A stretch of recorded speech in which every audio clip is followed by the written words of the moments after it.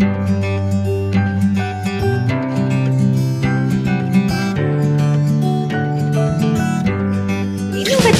To our YouTube channel Mathophilians. तो अब देखेंगे वेक्टर एडिशन। वेक्टर एडिशन का मतलब क्या हुआ? दो या दो से ज्यादा वेक्टर्स को ऐड करना। अच्छा, अब मैं अगर एग्जांपल के थ्रू आपको समझाऊं, जैसे मान लीजिए नॉर्मली हम मैथ्स में क्या करते हैं, दो या दो से ज्यादा नंबर्स को जोड़ देते हैं।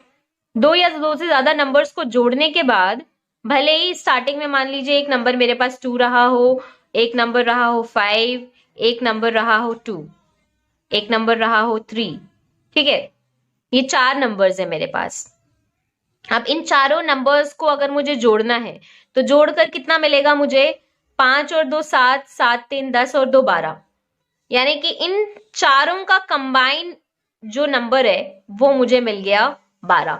तो मैं कह सकती हूं कि इन नंबर्स के एडिशन से मुझे एक ऐसा नंबर मिला जो इन चारों का कंबाइन इफेक्ट दे रहा है, इन चारों को जोड़कर इन चारों का निचोड़ दे रहा है। तो यहाँ वेक्टर एडिशन में भी वही होगा कि दो या दो से ज्यादा वेक्टर्स मतलब अलग अलग मैग्नीट्यूड और अलग अलग डायरेक्शन में हो सकते हैं।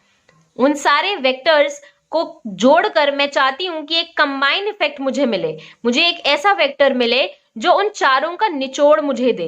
निचोड़ मतलब एक मैग्नीट्यूड दे और एक डायरेक्शन दे, जो उन चारों का ही या पांचों का ही या जितने भी वेक्टर्स हैं उन सब का कंबाइन इफेक्ट हो। तो वो हमें वेक्टर एडिशन के थ्रू मिलता है। आई होप कि क्लियर हुआ होगा।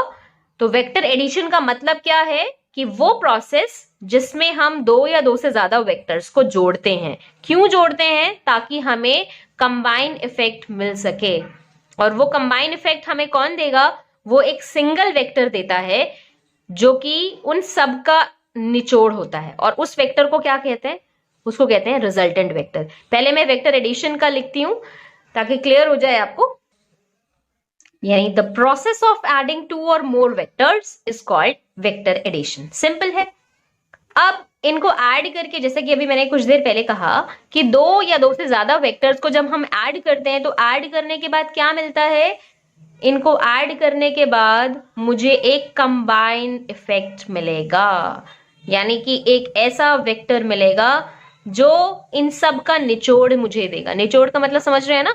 इनका कंबाइन इफेक्ट देगा। कंबाइन इफेक्ट मतलब, क्योंकि हम वेक्टर्स की ही बात कर रहे हैं, तो यानी कि एक ऐसा कंबाइन इफेक्ट जो उन सारे वेक्टर्स के डायरेक्शन का एक सिंगल डायरेक्शन मुझे दे और फाइनली उन सब के मैग्नीट्यूड को जोड़कर मुझे एक वैल्यू दे। अब डायरेक्शन से आपके दिमाग में एक क्वेश्चन मार्क आ रहा होगा कि अलग अलग डायरेक्शन से कोई आ रहे हैं वेक्टर्स, तो उनका एक डायरेक्शन कैसे हो सकता है? चलिए इसको एग्जाम्पल के थ्रू समझते हैं। मान लीजिए कि ये मेरे पास एक ऑब्जेक्ट है, ठीक है। मैंने यहां से इसके ऊपर फोर्स लगाया है। मैं फोर्स लगा रही हूं कितना? मान लीजिए 25 न्यूटन का फोर्स लगा रही हूं। एक और फोर्स मैं यहां पे अप्लाई कर रही हूं, सेम इसी डायरेक्शन में, इसी ऑब्जेक्ट के ऊपर। और ये डायरेक्शन थोड़ी सी अलग लग रही है, टेढ़ा हो गया थोड़ा सा ये लेकिन सेम डायरेक्शन में है। मान लीजिए मैं 50 न्यूटन का फोर्स और लगा रही हूं सेम डायरेक्शन में, इसी ऑब्जेक्ट के ऊपर। तो आपसे अगर मैं पूछूं कि मुझे बताइए तो जरा कि टोटल फोर्स कितना होगा, तो आप मुझे फटाफट आंसर बता देंगे कि मैम 75 न्यूटन होगा, क्योंकि सेम डायरेक्शन में लग रहा है उस ऑब्जेक्ट के ऊपर फोर्स। तो टोटल फोर्स जो होगा, या टोटल कंबाइंड फोर्स में कहूं या कंबाइंड इफेक्ट में कहूं, तो मुझे मिलेगा 75 न्यूटन। ठीक है, मान लेते हैं कि ये जो डायरेक्शन है ना, ये नॉर्थ है, तो आप कहेंगे 75 Newton in the north direction. ठीक है ना? ये तो बड़ी सिंपल सी बात है, इसमें क्या बताने की बात थी, है ना? बताने की बात है, क्या है अभी पता लग जाएगा। मान लीजिए एक और केस, ये एक ऑब्जेक्ट है, इस ऑब्जेक्ट पे मैंने एक फोर्स लगाया है। फोर्स लगा रही हूं मैं 100 न्यूटन का। अब मेरा मन कर रहा है मैं थोड़ा सा और फोर्स लगाऊं, लेकिन ऑपोजिट डायरेक्शन से, इस डायरेक्शन से फोर्स लगाऊं। अब मैंने ऑपोजिट डायरेक्शन से फोर्स लगा दिया 30 न्यूटन का। ठीक है। अब मैं पूछ रही हूं कि बताइए कि टोटल फोर्स कितना होगा इस केस में। आप मुझे कहेंगे मैम इसका टोटल फोर्स जो होगा वो होगा 70 न्यूटन। ऐसे ही कहेंगे ना कुछ। 100 में से 30 को माइनस कर देंगे, इधर से 100 लग रहा था, इधर से 30 लग रहा था, तो टोटल फोर्स कितना बचा? 70 न्यूटन का। मतलब इस ऑब्जेक्ट के ऊपर 70 न्यूटन का फोर्स लगेगा। किस डायरेक्शन में लगेगा? एक भारी भरकम फोर्स इधर से लग रहा है 100 न्यूटन का, और इधर से लग रहा है 30 न्यूटन का बेचारा छोटा सा फोर्स। तो अल्टीमेटली ये ऑब्जेक्ट किधर, कौन से डायरेक्शन में मूव करेगा? इधर ही तो मूव करेगा ना, इधर। यानी इसके मोशन का डायरेक्शन किधर होगा? नॉर्थ की तरफ ही होगा। अगर मैंने मान लिया है कि ये मेरी नॉर्थ डायरेक्शन है, तो आप इसमें भी कहेंगे कि 70 न्यूटन का फोर्स है इन द नॉर्थ डायरेक्शन। ठीक बात है। इसमें तो बड़े आसानी से आपने मैग्नीट्यूड भी बता दिया और मुझे डायरेक्शन भी बता दिया। मान लेते हैं कि कोई एक ऐसा केस है जिसमें मेरे पास ये ऑब्जेक्ट है और इस ऑब्जेक्ट पे दो अलग डायरेक्शन से फोर्स लग रहे हैं। मान लीजिए एक इस डायरेक्शन से फोर्स लग रहा था 80 न्यूटन का, ठीक है। एक इस डायरेक्शन से फोर्स लग रहा था, ये F1 है और ये F2 है। दो फोर्सेस लग रहे हैं लेकिन अलग अलग डायरेक्शन से। इस वाले केस में तो सेम डायरेक्शन में लग रहा था, इसमें ऑपोजिट डायरेक्शन में लग रहा था, लेकिन इसमें कोई से भी डायरेक्शन से लग रहे हैं फोर्स। यहाँ पे 20 न्यूटन का लग रहा है। अब मैंने पूछा बताइए कि टोटल फोर्स कितना लगेगा इस पे। तो आप थोड़ा सा सोच में पड़ेंगे, आप मुझे आंसर देने में थोड़ा सा सोचेंगे कि किधर लगेगा, मतलब किधर लगेगा फोर्स, ये भी आपको थोड़ा सा सोचना पड़ेगा, और कितना लगेगा ये भी सोचना पड़ेगा। आप डायरेक्ट ये नहीं बोल सकते मैम 100 न्यूटन का लगेगा, नहीं। 100 न्यूटन का कैसे लग सकता है? जब तक वो सेम डायरेक्शन में ना हो तब तक बराबर टोटल डायरेक्ट हमें ऐड करके हम नहीं बता सकते। अलग डायरेक्शन में लग रहा है तो हम नहीं बता सकते कि टोटल फोर्स लगा कितना। ऐसे नहीं बता सकते, कैसे बताएंगे फिर? उसके लिए हमें पढ़ना पड़ेगा वेक्टर एडिशन। वेक्टर एडिशन हम पढ़ते ही इसलिए हैं ताकि जब दो या दो से ज्यादा वेक्टर्स, फोर्स एक वेक्टर क्वांटिटी है ना, दो या दो से ज्यादा वेक्टर्स जब किसी भी डायरेक्शन से लग रहे हों, मतलब किसी भी मैग्नीट्यूड और किसी भी डायरेक्शन में हो, उनको हमें एक कंबाइन इफेक्ट चाहिए, मतलब उनको जोड़ना है, उनका एक कंबाइन इफेक्ट अगर हमें चाहिए तो हमें चाहिए होगा वेक्टर एडिशन। क्योंकि वेक्टर एडिशन के बिना हम नहीं बता सकते कि दो अलग डायरेक्शन से जब कोई वेक्टर क्वांटिटीज मिलती हैं तो टोटल कंबाइंड इफेक्ट क्या होता है। मेरी बात समझ में आई आपको? तो कंबाइंड इफेक्ट हमें इसमें भी मिल गया, इसमें भी मिल गया, लेकिन इसमें नहीं मिल पाया। तो नहीं मिल पाया तो इस केस को समझने के लिए कि ऐसे केस में क्या होगा, दो अलग डायरेक्शन में जब फोर्स लग रहे हैं तो दो अलग डायरेक्शन में फोर्स लगने की वजह से जो टोटल फोर्स होगा या कंबाइंड इफेक्ट होगा वो क्या होगा, वो पढ़ने और वो समझने के लिए हमें वेक्टर एडिशन के बारे में जानना जरूरी है। मेरी बात क्लियर हुई आपको? यहां पर आप टोटल फोर्स का मैग्नीट्यूड हो या डायरेक्शन हो नहीं बता पाएंगे, अभी सोच में पड़ जाएंगे, एक क्वेश्चन मार्क लगेगा। ठीक है, अब ये तो समझ में आ गया कि कंबाइन इफेक्ट मिलेगा, मगर वो कंबाइन इफेक्ट जिस एक वेक्टर के थ्रू मुझे मिलेगा उस वेक्टर के बारे में भी जानना जरूरी है। यानी कि मैं जैसे बोल रही थी टोटल फोर्स मतलब जो फाइनल फोर्स होगा उसका डायरेक्शन इधर ही होगा, है ना। तो एक वेक्टर होगा जो मुझे बताएगा कि जो मेरा फाइनल वेक्टर है उसका मैग्नीट्यूड है 75 न्यूटन और उसका डायरेक्शन है नॉर्थ की तरफ। सिमिलरली इस वाले केस में जो मेरा एक वेक्टर होगा, एक वेक्टर इधर से आ रहा है, एक वेक्टर इधर आ रहा है, लेकिन जो मेरा फाइनल वेक्टर होगा उसका डायरेक्शन इधर ही होगा, नॉर्थ की तरफ ही होगा, और उसका मैग्नीट्यूड कितना होगा? 70 न्यूटन होगा। इस वाले केस में भले ही पता नहीं लगा, लेकिन इस वाले केस में भी कोई ना कोई एक ऐसा वेक्टर जरूर होगा जिसका मैग्नीट्यूड कुछ होगा और डायरेक्शन भी कुछ होगा। तो ऐसा वेक्टर जो दो या दो से ज्यादा वेक्टर्स के कंबाइंड इफेक्ट के बारे में बताता है उस वेक्टर को हम कहते हैं रिजल्टेंट वेक्टर। ठीक है, तो ये रिजल्टेंट वेक्टर के बारे में पता होना चाहिए आपको। मैं लिखती हूं, A resultant vector is a single vector which gives the combined effect of two or more vectors. ठीक है ना? रिजल्टेंट वेक्टर क्या है? एक सिंगल वेक्टर होता है जो क्या देता है? दो या दो से ज्यादा वेक्टर्स के कंबाइन इफेक्ट के बारे में हमें बताता है. रिजल्टेंट वेक्टर को हम लोग कैपिटल आर से रिप्रेजेंट करते हैं. ठीक है. अगर मेरे पास दो वेक्टर्स है, मान लीजिए कि मेरे पास दो वेक्टर्स हैं और मुझे रिजल्टेंट वेक्टर बताना है, तो रिजल्टेंट वेक्टर को मैं लिखूंगी इस तरह से, vector A plus vector B. मतलब मान लीजिए एक वेक्टर है मेरे पास, ये वेक्टर ए, ये थोड़ा सा हिल गया, वेक्टर ए, और सपोज ये एक है वेक्टर बी. दोनों वेक्टर्स अलग अलग डायरेक्शन में, वेक्टर बी, ये एक वेक्टर है ए और ये वेक्टर है बी. इन दोनों का जो कंबाइन इफेक्ट होगा, इन दोनों को मिलाकर, यानी इनका जो निचोड़ होगा, वो मुझे कौन देगा? रिजल्टेंट वेक्टर देगा. कैसे मिलेगा वो एक अलग बात है. और मैं कह सकती हूं कि रिजल्टेंट, ये जो रिजल्टेंट वेक्टर है, ये क्या बता रहा है मुझे? मैग्नीट्यूड और डायरेक्शन के बारे में बता रहा है. किसका? A and B. Vector A और वेक्टर बी के मैग्नीट्यूड और डायरेक्शन दोनों ही के बारे में बता रहा है. ठीक है. और ये बात अब अच्छे से क्लियर हो गई होगी आई होप, कि वेक्टर एडिशन में हम क्या करते हैं और क्यों करते हैं, कैसे करते हैं, क्या तरीका होता है, वो एक अलग सवाल है, उसको भी अभी हम देखेंगे.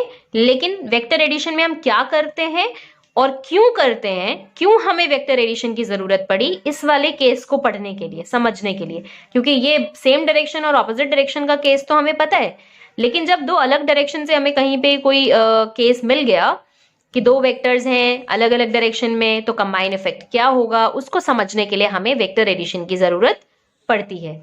ठीक है.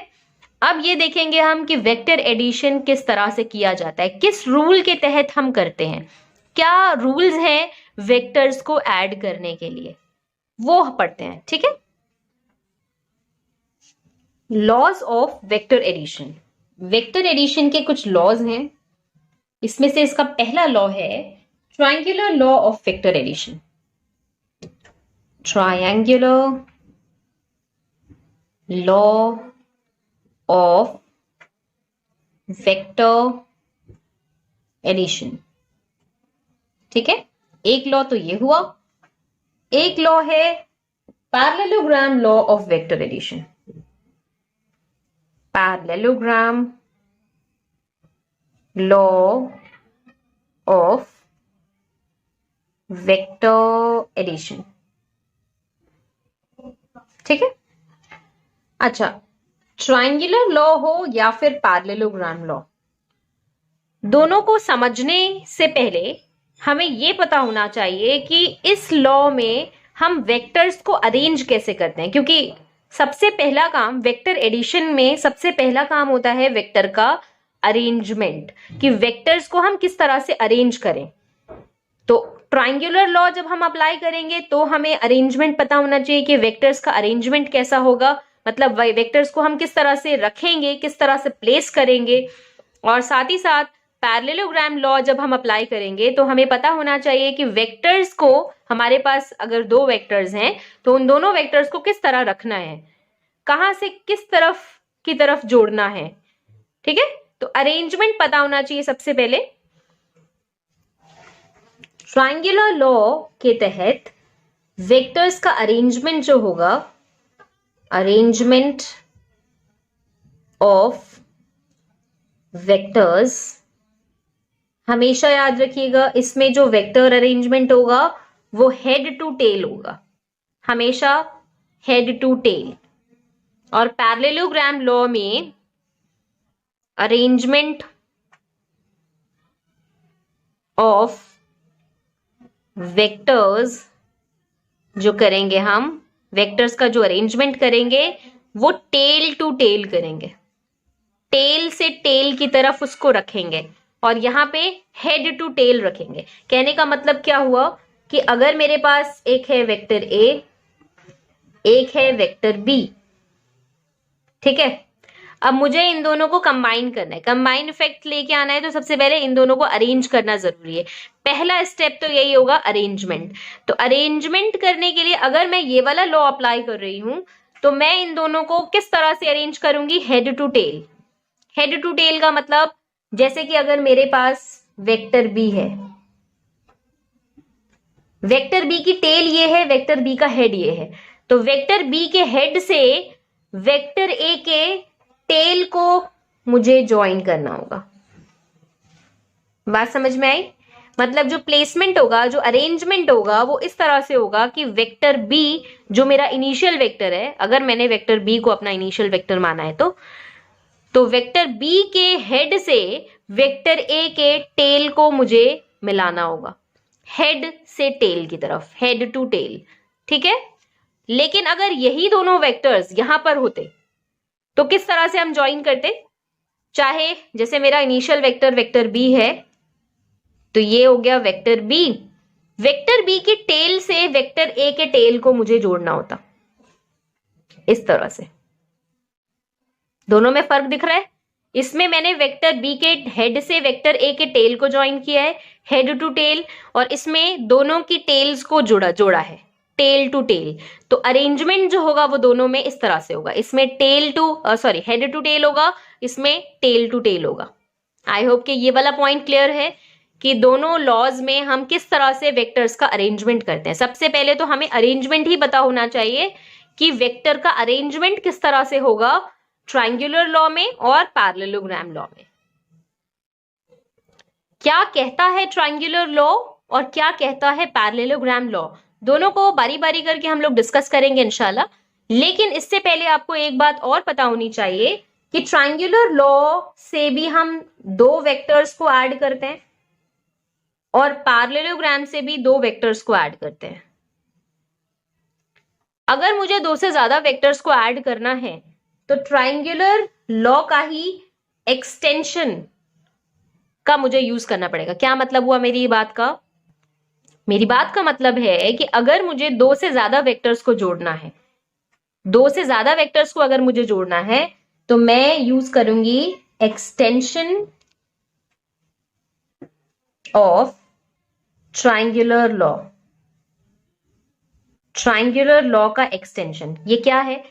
इस लॉ को हम polygon law of vector addition भी कहते हैं, polygon law of vector addition. ठीक है, इस लॉ में हम क्या करते हैं? इस लॉ में हम दो से ज्यादा वेक्टर्स को जोड़ते हैं। क्या कहता है ये लॉ, किस तरह से काम करता है, ये भी हम देखेंगे, लेकिन होता क्या है ये पता रहना चाहिए। इसमें हम मोर देन टू वेक्टर्स को ऐड करते हैं, दो से ज्यादा वेक्टर्स को हम ऐड करते हैं। इसमें भी दो वेक्टर्स को ऐड करते हैं, इसमें भी दो वेक्टर्स को ऐड करते हैं, लेकिन इस लॉ से हम दो से ज्यादा वेक्टर्स को ऐड कर सकते हैं। लेकिन ये कुछ और नया लॉ नहीं है, ये ट्रायंगुलर लॉ का ही एक्सटेंशन है। इसको समझ गए तो ये भी समझना आसान होगा।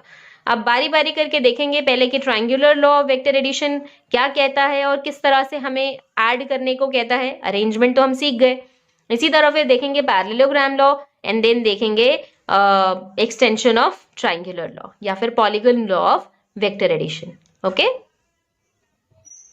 triangular law of vector addition: when two vectors are represented by two sides of a triangle in magnitude and direction were taken in the same order, then the resultant is given by the third side of the triangle in magnitude and direction taken in opposite order। Sir के ऊपर से चली गई होगी बात कि क्या लिख दिया है, समझाया तो कुछ नहीं, समझाती हूं। देखिए क्या कहने का मतलब है, मतलब ये है कि जब हम दो वेक्टर्स को ऐड करते हैं इस लॉ के तहत, तो दो वेक्टर्स जो कि हमें गिवन है, वो दोनों वेक्टर्स अगर इस तरह से अरेंज किए जाएं कि वो ट्राइंगल की दो साइड बना रही हूं। जैसे कि मान लीजिए कि मेरे पास ये है एक वेक्टर ए और मान लीजिए कि ये है एक वेक्टर बी। ये दो वेक्टर्स मुझे दिए हुए हैं, ठीक है। अब ये दो वेक्टर्स को मुझे ऐड करना है, तो सबसे पहला स्टेप क्या होगा मेरा? स्टेप नंबर 1 होगा कि मैं इनको अरेंज करूं, जो कि अभी हमने थोड़ी देर पहले सीखा। ट्राइंगुलर लॉ में हम किस तरह से अरेंज करते हैं, मैंने आपको बताया था, हेड टू टेल। तो पहला वो यही कह रहा है कि दो वेक्टर्स को इस तरह से रिप्रेजेंट किया जाए कि वो ट्राइंगल की दो साइड लगने लगे। ठीक है भाई, अरेंज करते हैं। ये है मेरा वेक्टर, इसको एज इट इज ऐसे करके उठाकर बस मैं यहाँ पे बना दूंगी। एज इट इज मतलब इसका तो मैग्नीट्यूड भी नहीं बदलूंगी मैं, और ना ही डायरेक्शन। ठीक है, तो मैं इसकी एक कॉपी बनाने की कोशिश कर रही हूं। ठीक है, ये मेरा vector A as it is मैंने उठाकर यहाँ पर कॉपी पेस्ट कर दिया। अब इस बी को भी उठाऊंगी ऐसे करके और बस जस्ट यहाँ पे प्लेस कर दूंगी। इसका मैग्नीट्यूड भी नहीं बदलना मुझे, और ना ही इसका डायरेक्शन बदलना है। ठीक है, कोई डायरेक्शन नहीं बदला इसका, और ना ही मैग्नीट्यूड बदला है। तो मैंने पहला काम क्या किया कि अपने दोनों वेक्टर्स को इस तरह से रिप्रेजेंट किया कि ट्राइंगल की दो साइड्स लगने लगी। हाँ भाई, अगर मैं यहाँ पे ऐसे करके इमेजिन कर लूं कि एक ट्राइंगल है, तो ट्राइंगल की दो साइड्स मुझे लग रही हैं कि हाँ है। ठीक है, पहला काम हो गया। यहाँ पे क्या लिखा हुआ है, two sides of a triangle in magnitude and direction. मतलब वो कह रहा है कि ये जो दो वेक्टर्स है ना, इनके पास इनका मैग्नीट्यूड भी है और इनका डायरेक्शन भी है। हमें पता है ये बात, लेकिन लिखनी जरूरी है इसलिए लिख दी है। ठीक है, were taken in the same order, मतलब ये दोनों वेक्टर्स जो कि आपने ट्राइंगल की दो साइड्स की तरह से रिप्रेजेंट किए हैं, इनको हमने कैसे अरेंज करना है, इस तरह से अरेंज करना है कि वो सेम ऑर्डर में हो। सेम ऑर्डर मतलब आगे बढ़ रहे हैं तो वो बढ़ते रहें, पीछे ना आ जाए। मतलब ऐसे नहीं कि एक ऐसे गया और एक इधर से आ गया, नहीं, ऐसे जा रहा है तो वो जाएगा ही, आगे ही जाएगा, पीछे नहीं आएगा। ठीक है, सेम ऑर्डर में। then the resultant is given by the third side of the triangle। यानी कि जो हमारा एम था वेक्टर को ऐड करने का, क्या एम था कि हम उन दोनों को ऐड करके एक ऐसा वेक्टर हमें मिले जो इन दोनों के कंबाइन इफेक्ट को बताए। यानी कि मेरा जो मेन एम था वो मुझे कौन देगा, मेरा रिजल्टेंट देगा। और ये मुझे कैसे मिलेगा, ट्राइंगल की तीसरी साइड से मिलेगा। ट्राइंगल की तीसरी साइड कहाँ हो सकती है, यहाँ हो सकती है। अब कोई बोलने लगे मैम नहीं, ट्राइंगल की तीसरी साइड यहाँ पर होगी, तो कोई मान थोड़ी ना लेगा। ट्राइंगल की तीसरी साइड तो भाई यहीं हो सकती है। ठीक है, तो यानी कि स्टेप नंबर 2 क्या होगा, मैं यहाँ पे दिखाती हूँ आपको। स्टेप 2 क्या होगा, हम इसी को ही बनाएंगे और अब इसकी स्टेप 2 में तीसरी साइड को हम ड्रॉ करेंगे। शुरू करते हैं। दिख रहा है, ठीक है। ये हो गया मेरा वेक्टर ए और ये हो गया वेक्टर बी। ठीक है, तीसरी साइड यहां पर होगी।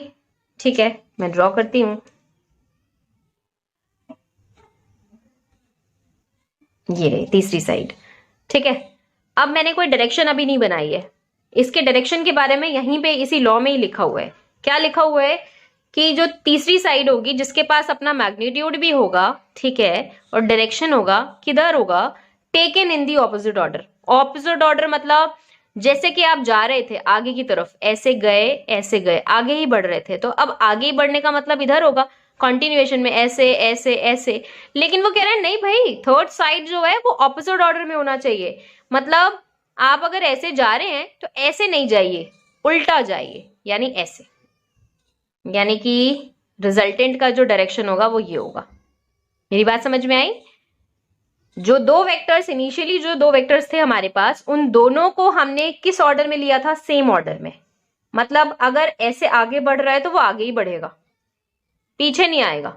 लेकिन जो तीसरी साइड है जो कि रिजल्टेंट के बारे में मुझे बता रही है, उसको हमें कैसे लेना है, ऑपोजिट ऑर्डर में। अगर मैं ऐसे गई हूं तो ऐसे नहीं आना, उल्टा जाना है, ऑपोजिट ऑर्डर में आना है। ठीक है, तो ये होगा मेरा रिजल्टेंट वेक्टर। आई होप कि क्लियर होगा। और ये क्या देगा मुझे, इन दोनों के कंबाइन इफेक्ट के बारे में बताएगा। मतलब कि देखिए, ये मैग्नीट्यूड इसका कुछ था, इसका मैग्नीट्यूड कुछ था, इन दोनों के कंबाइन इफेक्ट से जो मुझे मैग्नीट्यूड मिला है वो ये मिला है। अब आपको समझ में आ रहा होगा। हमारा स्टार्टिंग वाला एग्जाम्पल याद करिए, उसमें भी दो अलग डायरेक्शन थी। दो अलग डायरेक्शन में हमने स्टार्टिंग में अगर ऐसा सोच लिया होता कि डायरेक्ट दोनों को जोड़ दिया जाए तो जोड़कर मुझे वैल्यू मिल जाएगी, नहीं, जोड़ने का मतलब क्या है कि इसके कंबाइन इफेक्ट के बारे में पता लगेगा, और वो कंबाइन इफेक्ट मुझे बताएगा कि टोटल मैग्नीट्यूड कितना होगा और डायरेक्शन किधर होगा। यानी कि अगर एक ऑब्जेक्ट इधर जा रहा है और दूसरा इधर जा रहा है, तो दोनों के कंबाइन इफेक्ट से मुझे पता लगा कि मेरा फाइनली जो ऑब्जेक्ट है वो इस डायरेक्शन में होगा, मतलब ऐसे इधर, और कितना मैग्नीट्यूड होगा उसका, इतना। आई होप कि क्लियर हो गया होगा अच्छे से। ठीक है, एक बात और, जैसा कि अभी कुछ देर पहले मैंने आपको बताया कि रिजल्टेंट क्या होता है, रिजल्टेंट वेक्टर क्या होता है, दो वेक्टर्स के कंबाइन इफेक्ट को बोलते हैं, यानी वेक्टर ए और वेक्टर बी के कंबाइन इफेक्ट को। इसका हरगिज मतलब ये नहीं है कि आपने सिर्फ डायरेक्टली दोनों को जोड़ देना है, मतलब इसका मैग्नीट्यूड लिया और इसका मैग्नीट्यूड लिया, दोनों को ऐड कर दिया तो रिजल्टेंट का मैग्नीट्यूड मिल जाएगा। नो, रिजल्टेंट का मैग्नीट्यूड क्या होगा वो आने वाले टाइम में अभी हम डिस्कस करेंगे। लेकिन अगर मुझे रिप्रेजेंट करना है अपने रिजल्टेंट वेक्टर को, तो मैं इस तरह से रिप्रेजेंट करूंगी। इसका हरगिज मतलब ये नहीं है कि रिजल्टेंट का मैग्नीट्यूड ए और बी के मैग्नीट्यूड को जोड़कर मिलेगा, नहीं, ये सिर्फ एक रिप्रेजेंटेशन है जो कि मुझे बता रहा है कि रिजल्टेंट वेक्टर कैसे मिला है इन दोनों के कंबाइन इफेक्ट से। क्लियर? क्या होगा रिजल्टेंट का मैग्नीट्यूड, क्या होगा रिजल्टेंट का डायरेक्शन, वो हम अभी एनालिटिकल मेथड से देखेंगे। ये जो मैंने आपको बताया ये एक ग्राफिकल मेथड था, मतलब ग्राफिकली हम इसको समझ पाए कि किस तरह से रिप्रेजेंट किया जाए वेक्टर्स को और किस तरह से हमें रिजल्टेंट मिलेगा।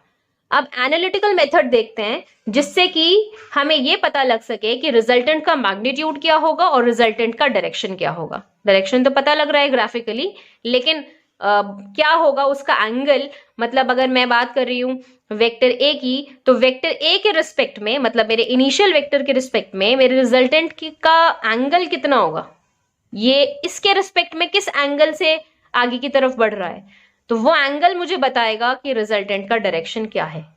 ठीक है, तो वो एग्जैक्टली होगा क्या, वो अब हम आगे सीखेंगे।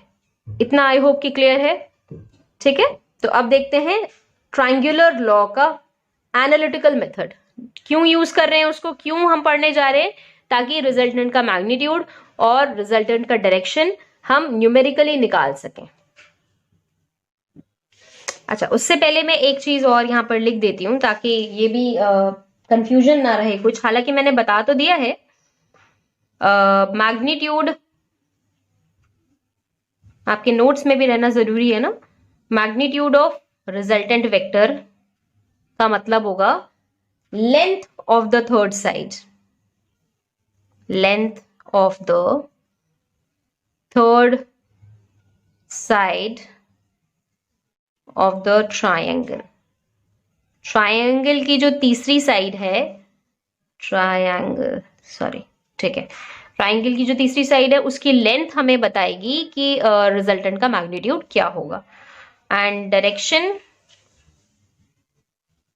ऑफ रिजल्टेंट वेक्टर कैसे मिलेगा, ए के रिस्पेक्ट में रिजल्टेंट किस एंगल से बन रहा है, कितना एंगल है उसका, वो हमें बताएगा रिजल्टेंट का डायरेक्शन। यानी कि theta with respect to vector A, vector A के रिस्पेक्ट में जो थीटा बनेगा वो मुझे रिजल्टेंट का डायरेक्शन बताएगा, और इसकी वैल्यू क्या होगी वो अब हम एनालिटिकल मेथड से देखते हैं।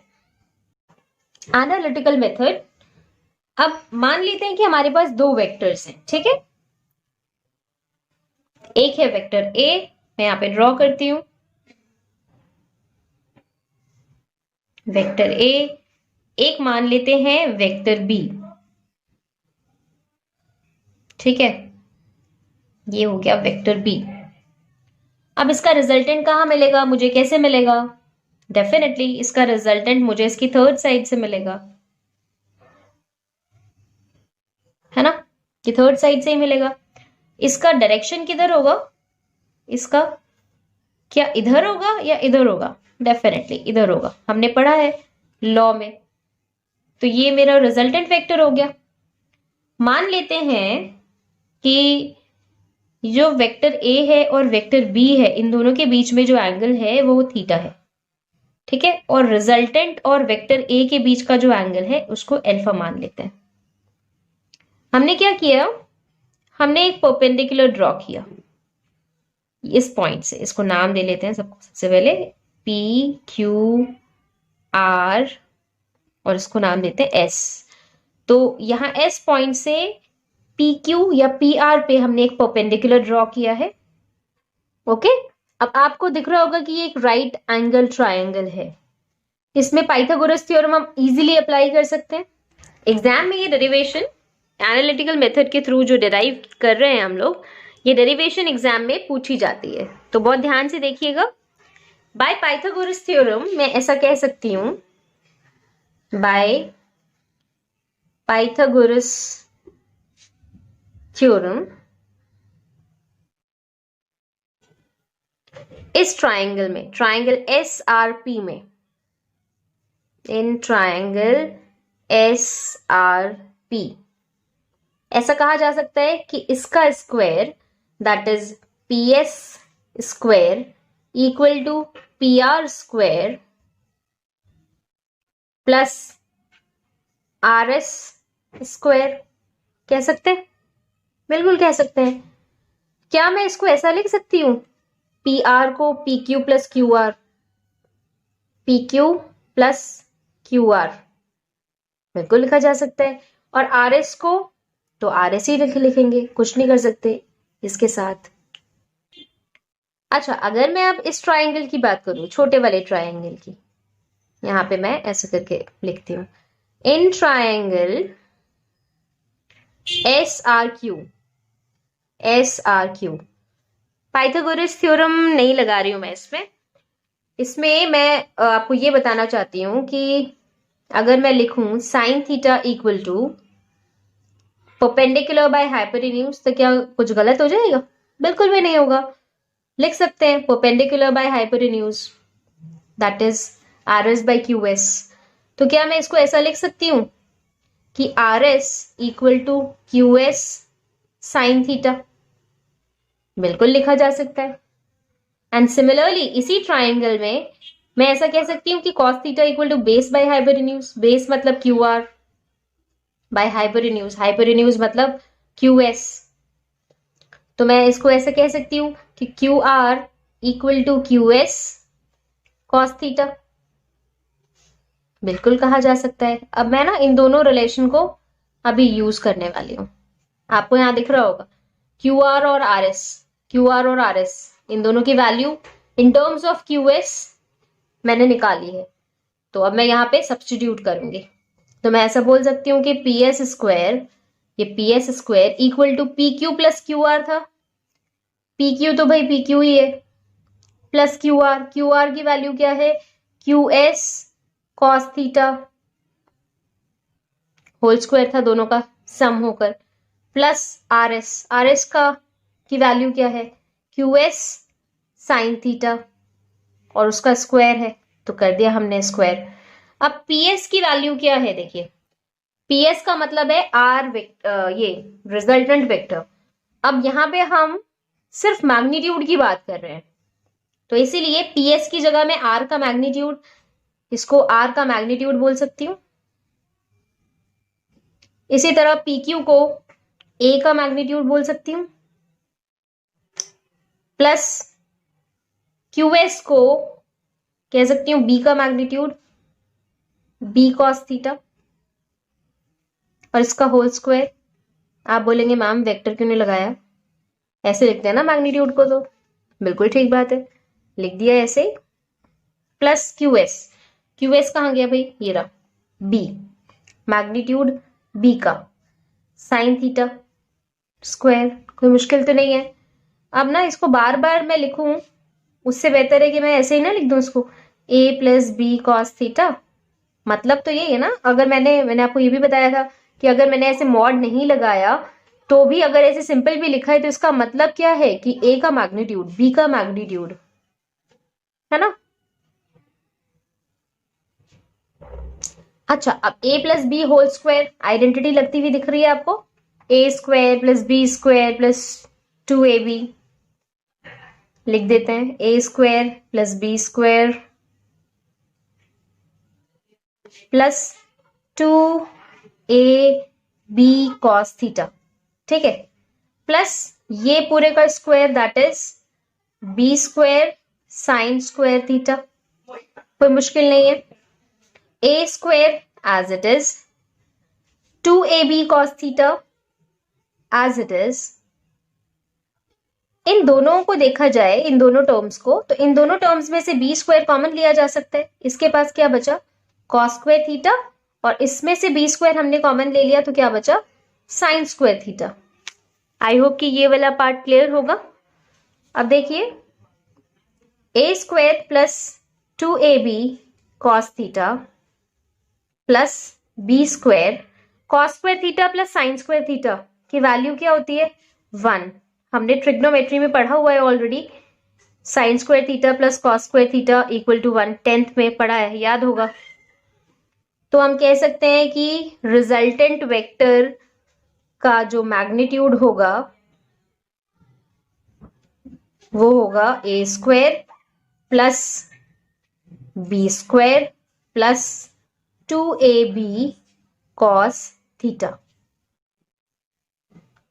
यानी कि हमने जो ग्राफिकल मेथड से देखा था कि रिजल्टेंट वेक्टर ये होता है, इसका मैग्नीट्यूड कैसे निकलेगा, वेक्टर a का मैग्नीट्यूड का स्क्वायर वेक्टर b के मैग्नीट्यूड का square plus twice of vector a का मैग्नीट्यूड इंटू वेक्टर b का magnitude and cos of this theta. ये थीटा कुछ भी हो सकता है, 30 डिग्री भी हो सकता है, 45 डिग्री भी हो सकता है, 60 भी डिग्री हो सकता है, कुछ भी हो सकता है। जो भी वैल्यू होगी कॉस ऑफ दैट थीटा हम निकाल लेंगे और कैलकुलेट कर लेंगे। अच्छा देखिए, यहाँ पे मैंने स्क्वायर नहीं लगाया, मैं स्क्वायर लगाना भूल गई हूं। क्लियर। तो अब हम फाइनली क्या कह सकते हैं कि रिजल्टेंट का जो मैग्नीट्यूड होगा वो square root of a square plus b square plus 2ab cos theta. कभी कभी सिली मिस्टेक्स हो जाती हैं, वही मुझे लग रहा था कि कुछ मिसिंग है। क्लियर हो गया।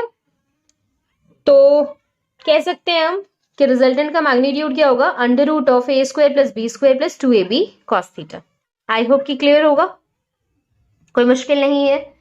अब हमारा काम है कि हम रिजल्टेंट का डायरेक्शन जाने। रिजल्टेंट की डायरेक्शन के बारे में हमें कैसे पता लगेगा, जो भी हमारा इनिशियल वेक्टर होगा, इनिशियल वेक्टर के रिस्पेक्ट में हमारा रिजल्टेंट वेक्टर जितना एंगल बनाएगा वही डायरेक्शन होगा रिजल्टेंट वेक्टर का।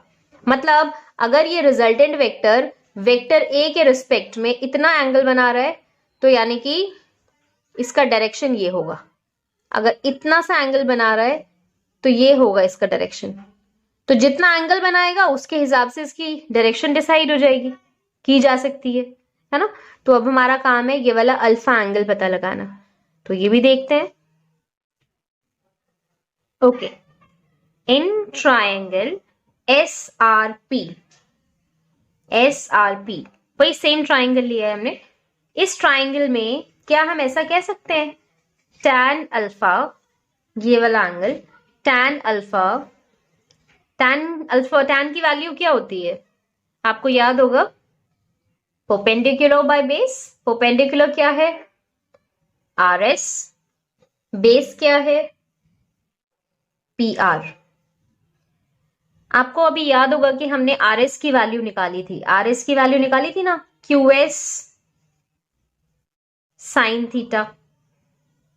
अभी हमने कुछ देर पहले ही डिराइव किया है, निकाला था।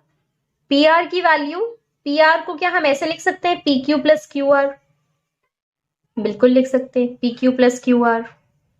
और QR को क्या हम ऐसा नहीं लिख सकते, ये तो QS साइन थीटा हो गया, PQ हो गया, ठीक है, और QR को हमने कुछ देर पहले निकाला था QS cos थीटा,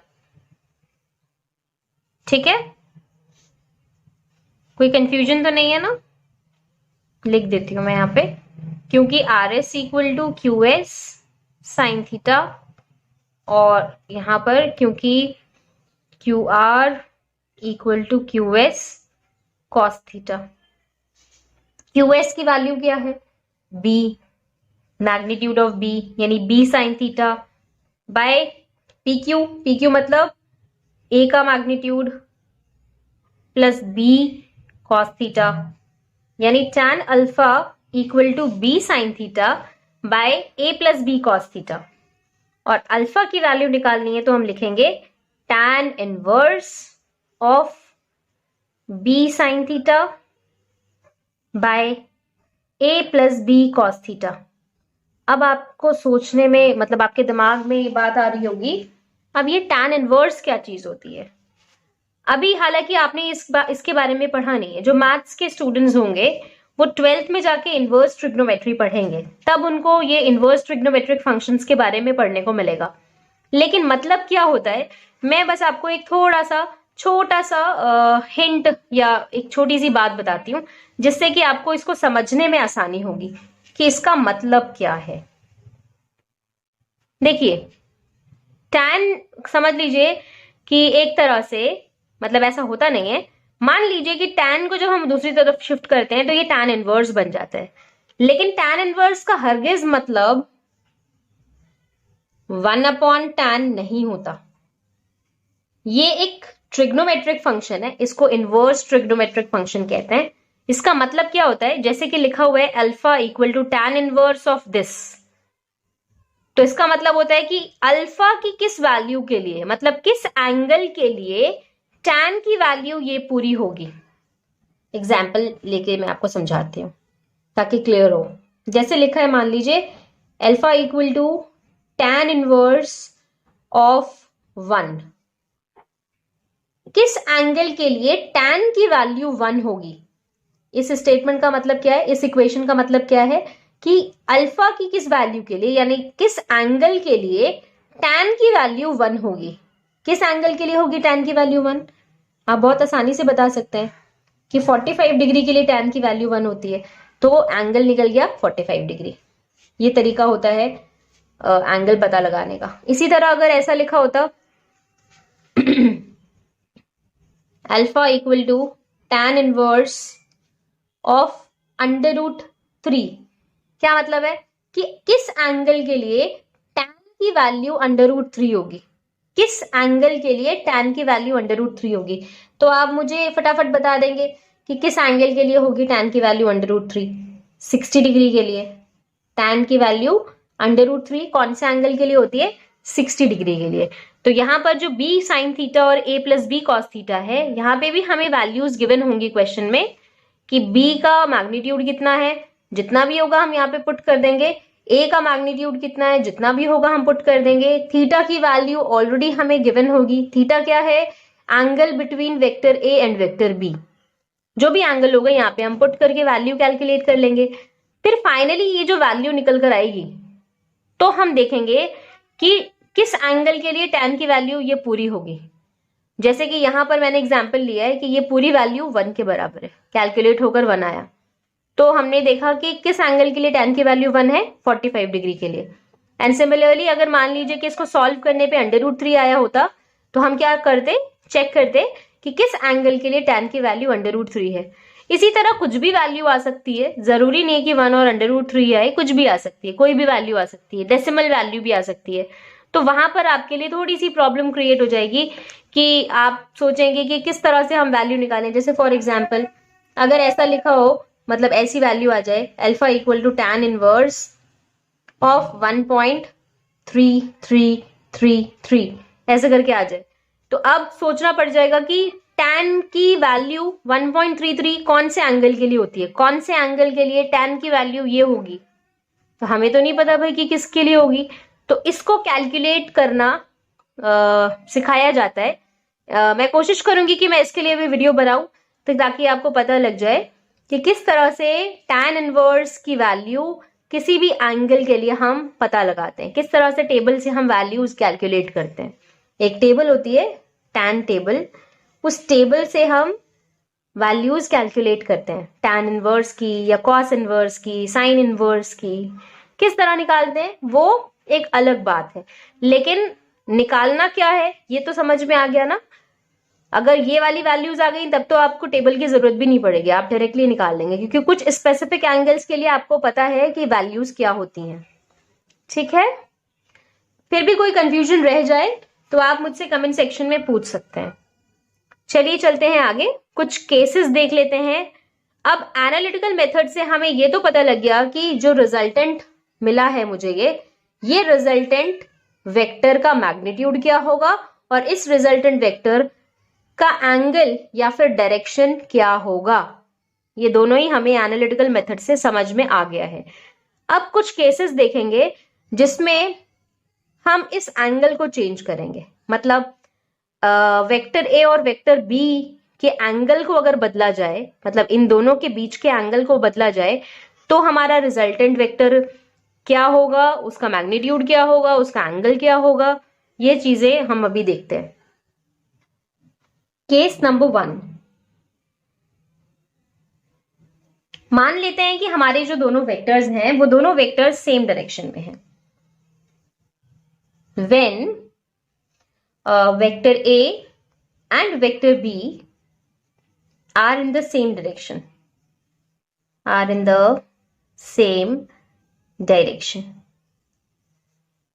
जब वेक्टर ए और वेक्टर बी सेम डायरेक्शन में होंगे तो क्या होगा, जैसे कि ये वेक्टर ए है और जो वेक्टर बी है वो भी इसी डायरेक्शन में है, यहां से स्टार्ट हो रहा है वेक्टर बी। वेक्टर ए और वेक्टर बी दोनों ही सेम डायरेक्शन में है, यानी कि इन दोनों के बीच में एंगल तो कुछ नहीं बन रहा। इससे पहले वाला जो केस हमने लिया था उसमें देखिए हमने कैसा ड्रॉ किया था, एक ये वेक्टर था वेक्टर ए और एक ये वेक्टर था वेक्टर बी। इन दोनों के बीच में एंगल यहाँ पे बन रहा था। अब ये दोनों अगर यहाँ पर हैं तो इनके बीच में ऐसा कुछ एंगल तो बनेगा ही नहीं, यानी कि थीटा जो है इस केस में 0 होगा।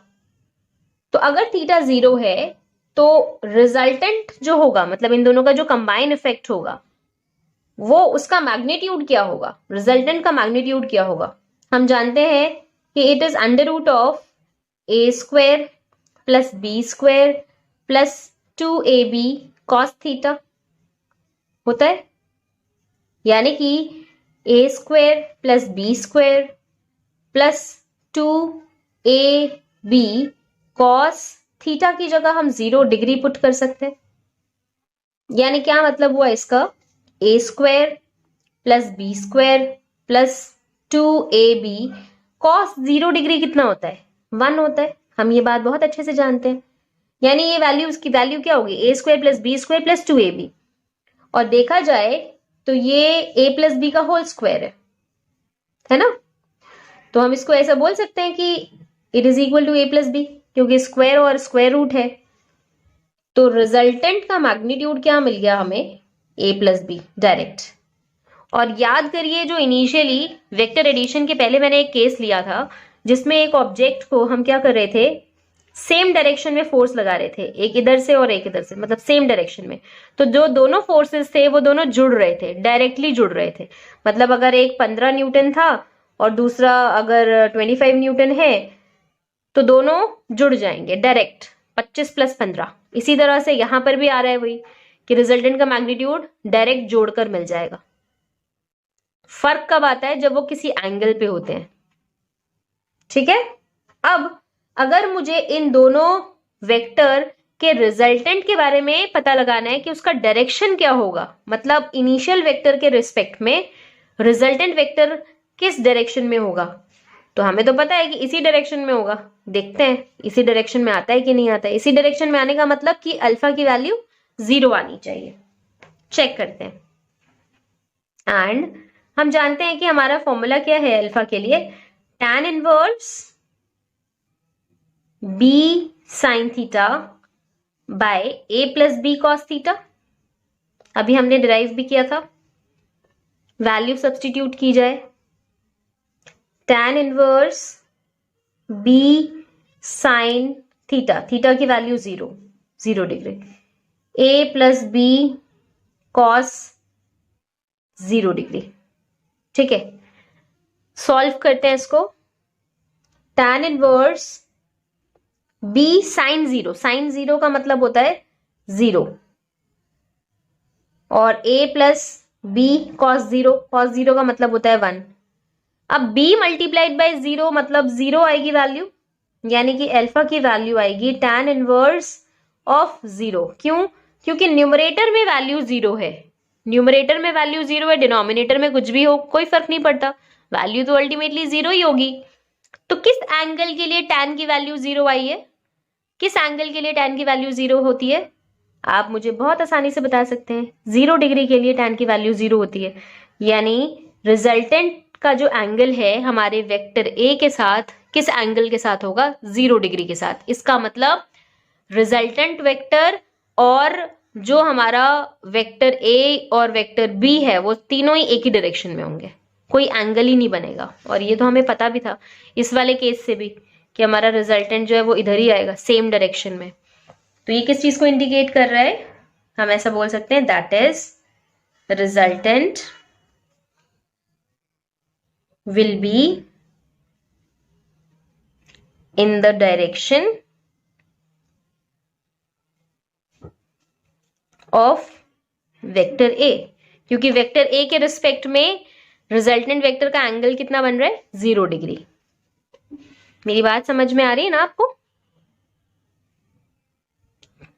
ठीक है, चले हम हमारे नेक्स्ट केस की तरफ।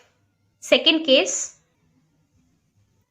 मान लेते हैं कि सेकंड केस में हमारे दोनों वेक्टर्स एक दूसरे के ऑपोजिट डायरेक्शन में हैं। When vector A and vector B are in the opposite direction. ठीक है, हमने ऐसा अज्यूम कर लिया है। इसका मतलब क्या हुआ कि ये वेक्टर है वेक्टर ए, और यहां से ये दूसरा वेक्टर वेक्टर बी, इन दोनों एक दूसरे के ऑपोजिट डायरेक्शन में है। इसका मतलब इन दोनों के बीच में एंगल क्या बन रहा होगा? 180 डिग्री। क्लियर है? तो थीटा कितना है? 180 डिग्री। आई होप कि ये वाला पार्ट क्लियर होगा। अब अगर मैं रिजल्टेंट के मैग्नीट्यूड के बारे में बात करूं, रिजल्टेंट का मैग्नीट्यूड हम जानते हैं, फॉर्मूला क्या होता है? A square plus B square plus 2ab cos theta, 2ab cos theta, यानी कि A square plus B square plus 2ab cos 180 degree. Cos 180 degree की वैल्यू होती है -1, तो इसका मतलब ये क्या हो गया? A square plus B square, ये -1 हो गया, तो 2ab मल्टीप्लाइड बाय -1 तो -2ab। और ये देखा जाए, यहां पे लिख देती हूं, क्योंकि cos 180 degree equal to -1, cos 180 degree. ठीक है, और ये a minus B whole square आपको साफ साफ नजर आ रहा होगा। क्या मैं इसको ऐसा लिख सकती हूँ कि रिजल्टेंट जो है उसका मैग्नीट्यूड क्या होगा? a माइनस बी, यानी a में से b को माइनस करने से हमें रिजल्टेंट मिल जाएगा। और याद करिए इनिशियली जो हमने फोर्स वाला केस लिया था उसमें भी यही हो रहा था, एक तरफ से 100 न्यूटन लग रहा था और दूसरे साइड से, दूसरे ऑपोजिट डायरेक्शन से जो है वो 30 न्यूटन का फोर्स लग रहा था। अल्टीमेटली हमें 70 न्यूटन मिला था, याद है? तो वही वहां पे भी माइनस किया था हमने अल्टीमेटली, यहाँ पे भी देखिए प्रूव मिल गया कि हम जब भी दो वेक्टर्स को ऑपोजिट डायरेक्शन में लेते हैं तो उनका रिजल्टेंट का मैग्नीट्यूड या कंबाइंड इफेक्ट का जो मैग्नीट्यूड होता है वो माइनस करने से मिलता है। अब मैं एंगल के बारे में बात करूं कि रिजल्टेंट का एंगल हमारे इनिशियल वेक्टर के रिस्पेक्ट में क्या होगा, तो कैलकुलेट कर लेते हैं। tan inverse b sin theta upon a plus b cos theta, tan inverse b sin 180 degree upon a plus b, अच्छा दिख नहीं रहा है, sorry, a plus b cos 180 degree.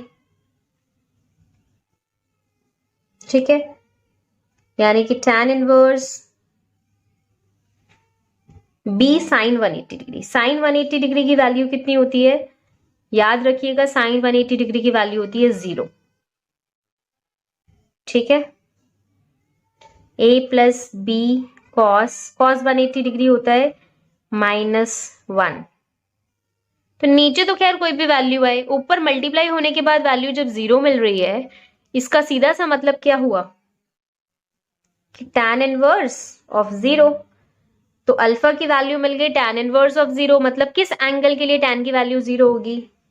0 degree के लिए। यानी यहां पर भी रिजल्टेंट का जो एंगल है मेन हमारे इनिशियल वेक्टर के साथ में, वो कितना है? 0 डिग्री। इसका क्या मतलब हुआ कि ये 0 डिग्री इंडिकेट कर रहा है कि डायरेक्शन कुछ और नहीं होगा, मतलब इधर ही होगा, इधर या इधर। डिपेंड करता है कि हमारा कौन से वाले वेक्टर का मैग्नीट्यूड ज्यादा है। जिस भी वेक्टर का मैग्नीट्यूड ज्यादा होगा उसी के डायरेक्शन में हमारे रिजल्टेंट का डायरेक्शन होगा। जैसे कि याद करिए मैम ने जो केस लिया था स्टार्टिंग में कि एक इधर से फोर्स लग रहा है 100 न्यूटन का और इधर से लग रहा है 30 न्यूटन का, तो रिजल्टेंट का डायरेक्शन किधर होगा? इधर, क्योंकि यहां से ज्यादा हैवी फोर्स लग रहा है। जिधर से हैवी फोर्स लग रहा है उसी डायरेक्शन में हमारा ऑब्जेक्ट मूव करेगा। एंगल तो जो बन रहा है कितना बन रहा है? 0 बन रहा है। इन दोनों के रिस्पेक्ट में ही 0 डिग्री बन रहा है एंगल। ठीक है, तो ऐसा हम कह सकते हैं that is resultant will be in the direction of bigger vector.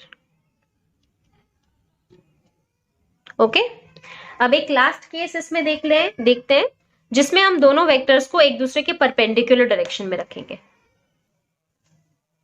Case third, when vector A and vector B are in perpendicular direction.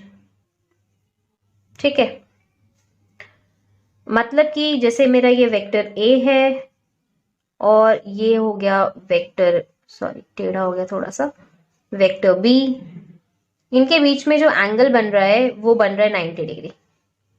ठीक है, तो ऐसे केस में जो रिजल्टेंट होगा वो डेफिनेटली आएगा तो यहीं पर ही, डायरेक्शन ऐसा कुछ होगा। लेकिन अगर निकालने की बात करें कि ये एंगल होगा कितना, तो फिर उसको भी देख लेते हैं कि कितना होगा। थीटा कितना है यहाँ पर? 90 डिग्री, क्योंकि दोनों एक दूसरे के परपेंडिकुलर है। मतलब theta is the angle between vector A and vector B. Resultant का मैग्नीट्यूड कितना होगा? Under root of A square plus B square plus 2ab cos theta equal to क्या होगा? Under root A square plus B square plus 2ab cos theta की value 90 degree. तो cos 90 की value कितनी होती है? आपको पता ही होगा, cos 90 की वैल्यू होती है 0, है ना। तो ये वाला पार्ट 0 हुआ तो 0 मल्टीप्लाइड बाई एनी वैल्यू 0 ही मिलेगा। तो A square plus B square यानी under root of A square plus B square. तो रिजल्टेंट का मैग्नीट्यूड हो जाएगा under root A square plus B square, मतलब फर्स्ट वाले वेक्टर का मैग्नीट्यूड का स्क्वायर प्लस सेकेंड वाले वेक्टर का मैग्नीट्यूड का स्क्वायर। इसी तरह से एंगल की बात अगर हम करें तो एंगल हमें पता है कि tan inverse b sine theta by a plus B cos theta होता है, यानी कि tan inverse b sine 90 degree upon a plus B cos 90 degree. Theta 90 degree है ना, सॉरी दिख नहीं रहा है, अब दिख रहा होगा। ओके, तो alpha equal to tan inverse b sine 90, sine 90 की वैल्यू होती है 1 और a प्लस बी कॉस 90 की वैल्यू होती है 0। तो हम कह सकते हैं कि अल्फा की वैल्यू हो जाएगी tan inverse b multiplied by 1 तो b ही होगा और a plus B multiplied by 0, तो ये वाला टर्म तो 0 हो जाएगा, खाली a बच जाएगा, तो b बाई a। यानी कि जब दो वेक्टर्स एक दूसरे के परपेंडिकुलर डायरेक्शन में हो तो हम क्या करेंगे? tan inverse of second vector divided by first vector का मैग्नीट्यूड। आई होप कि क्लियर हो गया होगा अच्छे से। ठीक है, अब ये तीनों केस जो हमने अभी डिस्कस किए हैं, इन पे बेस्ड न्यूमेरिकल्स भी पूछे जा सकते हैं कि कई बार ऐसी कंडीशन दे दी जाएगी कि दो वेक्टर्स होंगे, उन दोनों के बीच में जो एंगल बन रहा होगा वो 90 डिग्री होगा। आपसे पूछा जाएगा कि रिजल्टेंट का मैग्नीट्यूड बताइए, तो आप इतना लंबा चौड़ा कुछ नहीं करेंगे, आप डायरेक्टली ये वाला रिजल्ट यूज कर लेंगे। इसी तरह एंगल निकालने के लिए कहे कोई तो निकाल लेंगे, ये भी सिंपल। ठीक है, हाँ अगर कोई और एंगल होगा तो हम फिर इन जनरल ये वाला फॉर्मूला यूज करेंगे, ये वाला और ये वाला। ये तीन केसेस आपको याद रखने हैं।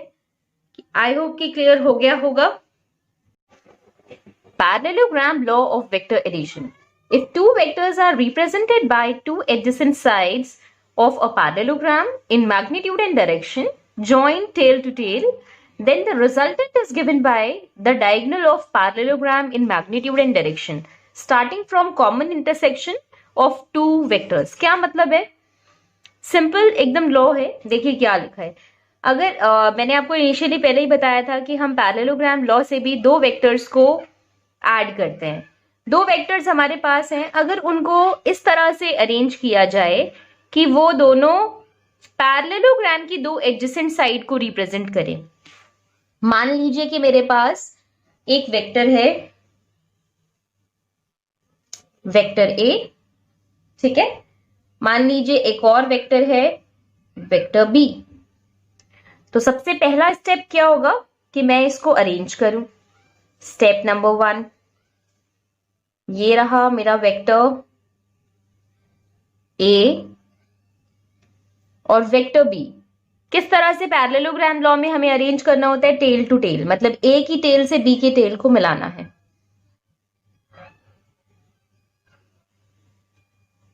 ठीक है, अब क्या करना है? बस देखिए मैंने इसको एज इट इज यहाँ पे प्लेस किया है और इसको भी उठाकर एज इट इज यहाँ पर रखा है। इसका मैग्नीट्यूड भी नहीं बदलना है और ना ही इसका डायरेक्शन बदलना है, सेम एज इट इज रखना है, बस उठाकर अरेंज करना है। ठीक है, स्टेप नंबर 1 हो गया। और हमें हमारा लॉ क्या कह रहा है? पैरेललोग्राम लॉ क्या कह रहा है? कह रहा है कि आपके जो दो वेक्टर्स हैं वो किसको रिप्रेजेंट करेंगे? दो साइड्स को, दो एडजेसेंट साइड्स को। किसकी साइड्स? पैरेललोग्राम की साइड। यानी कि हमें ऐसा मान के चलना है कि ये कुछ और नहीं बल्कि एक पैरेललोग्राम है। एक इमेजिन करना है कि ये एक पैरेललोग्राम है, ठीक है। और ये दोनों जो वेक्टर्स हैं हमारे पैरेललोग्राम की दो एडजेसेंट साइड्स हैं, जिनके पास उनका मैग्नीट्यूड और डायरेक्शन दोनों ही है, पता है ये बात। और इन दोनों को कैसे ज्वाइन करना है? टेल से टेल, मतलब ए की टेल और बी की टेल। ठीक है, then the resultant is given by the diagonal of a parallelogram. तो आपका जो रिजल्टेंट होगा वो क्या होगा? रिजल्टेंट कहां से मिलेगा? इस पैरेललोग्राम के डायगोनल से मिलेगा। अब डायगोनल तो दो हो सकते हैं, एक ये भी हो सकता है, ये भी हो सकता है। उसने क्लियर कर दिया है, इस लॉ ने क्लियर कर दिया है कि जो डायगोनल होगा वो कौन सा वाला diagonal? Starting from the common intersection of the two vectors. दोनों वेक्टर्स का जो कॉमन इंटरसेक्शन पॉइंट है वहां से स्टार्ट होना चाहिए डायगोनल। मतलब यहां से भी स्टार्ट हो सकता था, लेकिन हमें यहां से नहीं करना। दोनों वेक्टर्स का जो कॉमन इंटरसेक्शन पॉइंट है वहां से स्टार्ट करना है हमारे डायगोनल को। ठीक है, स्टेप नंबर 2 में हम इसका रिजल्टेंट बनाते हैं। मैं फिर से ये बना रही हूं, ड्रॉ कर रही हूं। ये मेरा वेक्टर ए, ये हो गया वेक्टर बी। हमने क्या किया था? मान दिया कि ये पैरेललोग्राम की दो एडजेसेंट साइड्स हैं, तो हमारा रिजल्टेंट क्या होगा? ये होगा। ठीक है, थोड़ा सा टेढ़ा हो गया, क्लियर? अच्छा दिख नहीं रहा है, एक सेकंड। हाँ, तो ये हो गया मेरा रिजल्टेंट। कैसे मिला? दोनों वेक्टर्स के कॉमन इंटरसेक्शन पॉइंट से हमने जो स्टार्ट किया, हमारे पैरेललोग्राम का जो डायगोनल है वो हमारा रिजल्टेंट वेक्टर होगा। और ये रिजल्टेंट वेक्टर शुरू कहां से होगा? ए और बी के कॉमन इंटरसेक्शन पॉइंट से। ठीक है, बस यही कहता है पैरेललोग्राम लॉ। यानी कि अगर हमारे पास दो वेक्टर्स हैं और हमने उनको टेल टू टेल ज्वाइन किया है तो रिजल्टेंट कहां होगा हमारा, यहां से होगा। आई होप कि ये पॉइंट क्लियर हो गया होगा। ये तो है ग्राफिकल मेथड, मतलब ग्राफिकली हमने रिप्रेजेंट किया हमारे वेक्टर्स को, और मैंने आपको दिखाने की कोशिश की कि अगर मेरे पास ये एक वेक्टर ए है और एक वेक्टर बी है जिनका डायरेक्शन और मैग्नीट्यूड कुछ भी है, तो रिजल्टेंट का जो मैग्नीट्यूड होगा वो ये होगा और डायरेक्शन इस तरफ होगा। ठीक है। अच्छा, अब यहाँ पे ये लिखना भी जरूरी है कि जैसे रिजल्टेंट वेक्टर है, रिजल्टेंट वेक्टर का मैग्नीट्यूड भी होगा, जैसे कि हमने ट्रायंगुलर लॉ में भी लिखा था, और इसी तरह से इसका डायरेक्शन भी होगा। दोनों के बारे में पता रहना चाहिए। जो मैग्नीट्यूड होगा रिजल्टेंट वेक्टर का वो क्या होगा, डायगोनल की length of common tail diagonal. Common tail diagonal, इसका तीनों का टेल जो है वो एक ही जगह पर है। कॉमन टेल डायगोनल की जो लेंथ है वही हमारे रिजल्टेंट का मैग्नीट्यूड होगा। और रिजल्टेंट वेक्टर के डायरेक्शन के बारे में जब हम बात करेंगे तो हमें ये एंगल पता होना चाहिए। मतलब अगर हमें इनिशियल वेक्टर के रिस्पेक्ट में रिजल्टेंट वेक्टर का एंगल पता है तो हम बोल सकते हैं कि रिजल्टेंट वेक्टर किस डायरेक्शन में होगा। जिस भी एंगल से ये रिजल्टेंट वेक्टर उठा हुआ है, इस इनिशियल वेक्टर के रिस्पेक्ट में जिस भी एंगल से ये रिजल्टेंट वेक्टर बना हुआ है, तो जिस भी डायरेक्शन की तरफ ये जा रहा होगा वही रिजल्टेंट का डायरेक्शन होगा। सिंपल। यानी कि हमें इन एन ऑल हमें क्या पता होना चाहिए, ये अल्फा पता होना चाहिए। तो alpha with respect to vector A. अगर यहां वेक्टर ए है तो अगर मेरा इनिशियल वेक्टर बी होता तो बी के रिस्पेक्ट में हम बात करते। ठीक है। अच्छा, अब ये तो बात हुई ग्राफिकल मेथड की। ग्राफिकल मेथड के थ्रू हमने देखा कि कोई भी दो वेक्टर को हम किस तरह से जोड़कर उनका कॉमन इफेक्ट के बारे में जानते हैं कि जो रिजल्टेंट होगा, जो भी कॉमन इफेक्ट मुझे दे रहा होगा, उसका मैग्नीट्यूड क्या होगा और उसका डायरेक्शन क्या होगा। लेकिन अगर हमें कैलकुलेट करना है तो अगेन हमें इसके लिए एनालिटिकल मेथड की जरूरत है। और मैं आपको एक बात बताऊं, triangular law of vector addition और parallelogram law of vector addition दोनों लॉज एक ही हैं। अब आपके दिमाग में फिर क्वेश्चन मार्क आएगा, जब एक ही है मैम तो फिर दोबारा दोबारा पढ़ाया क्यों और फिर अलग अलग लॉज लिखे क्यों। दोनों लॉज एक ही हैं, इस बात का मतलब ये है कि दोनों का जो रिजल्टेंट का मैग्नीट्यूड आता है या फिर दोनों रिजल्टेंट का जो डायरेक्शन आता है वो सेम होता है। कोई फर्क नहीं पड़ता इस बात से कि मैं इस वेक्टर को ट्रायंगुलर लॉ के हिसाब से अरेंज करूं या पैरेललोग्राम लॉ के हिसाब से अरेंज करूं। भले ही अरेंजमेंट में फर्क है, ट्रायंगुलर लॉ में हम हमारे दोनों वेक्टर्स को हेड टू टेल ज्वाइन करते हैं और parallelogram law of vector addition में हम हमारे दोनों वेक्टर्स को टेल टू टेल ज्वाइन करते हैं। लेकिन ऐसा करने से भले ही ग्राफिकली ये अलग दिखने लगते हैं, मगर अगर हम इसको एनालिटिकली कैलकुलेट करें रिजल्टेंट वेक्टर के मैग्नीट्यूड को और डायरेक्शन को, तो दोनों ही केसेस में वैल्यूज सेम आएंगे, कोई फर्क नहीं होगा। ठीक है। तो मैं यहां लिख रही हूं, सॉरी, एनालिटिकल मेथड जब हम अप्लाई करेंगे तब भी सेम रिजल्टेंट का मैग्नीट्यूड आएगा। मैग्नीट्यूड का जो रिजल्टेंट का जो मैग्नीट्यूड होगा वो सेम आएगा, that is under root of A square plus B square plus 2ab cos theta. ठीक है। एंड जो आपका अल्फा, ये जो एंगल है, ये भी सेम आएगा। यानी कि आप बोल सकते हैं tan alpha equal to b sin theta by a plus B cos theta, या फिर ऐसा कहा जा सकता है alpha equal to tan inverse b sin theta upon a plus B cos theta. ठीक है। आई होप कि क्लियर हो गया होगा आपको अच्छे से।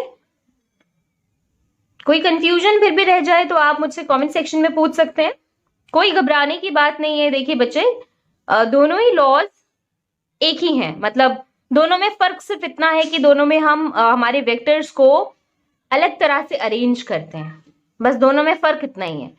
जब हम कैलकुलेट करते हैं वैल्यू, हमारे रिजल्टेंट वेक्टर का मैग्नीट्यूड या फिर उसका डायरेक्शन, तो दोनों ही मेथड से वैल्यूज सेम आएंगी, कोई फर्क नहीं होगा। लेकिन दोनों ही मेथड्स के बारे में आपको पता होना चाहिए, इसीलिए ये दोनों मेथड्स बताए गए हैं। ठीक है, चलिए अब हमारे नेक्स्ट मेथड की तरफ चलते हैं। नेक्स्ट नहीं बल्कि ट्राइंगुलर लॉ का ही एक्सटेंशन जो है, यानी कि जब हमें दो से ज्यादा वेक्टर्स को ऐड करने के लिए कहा जाए या उनके कंबाइन इफेक्ट के बारे में पता लगाने को कहा जाए तो हमें आना चाहिए। तो वो लॉ सीख लेते हैं, किस तरह से हम अप्लाई करेंगे। सेम वही मेथड होगा जैसे हम ट्राइंगुलर लॉ में कैलकुलेट करते हैं, वही सेम मेथड होगा। देखते हैं polygon law of vector addition.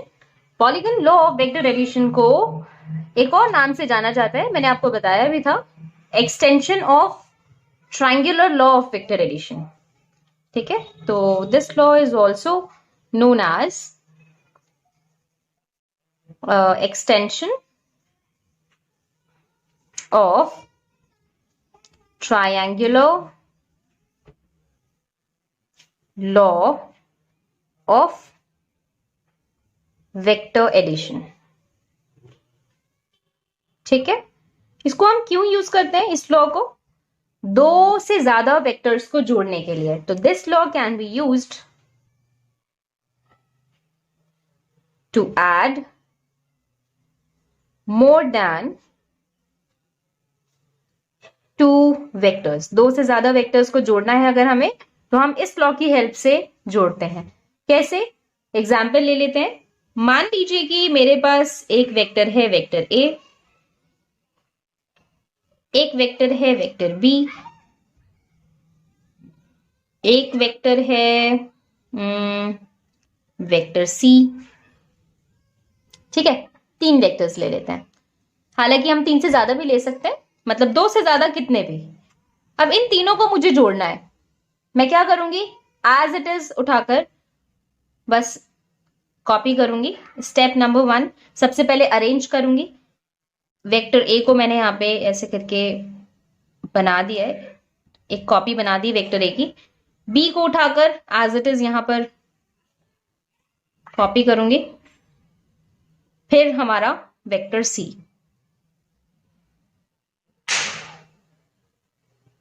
ठीक है, head to tell.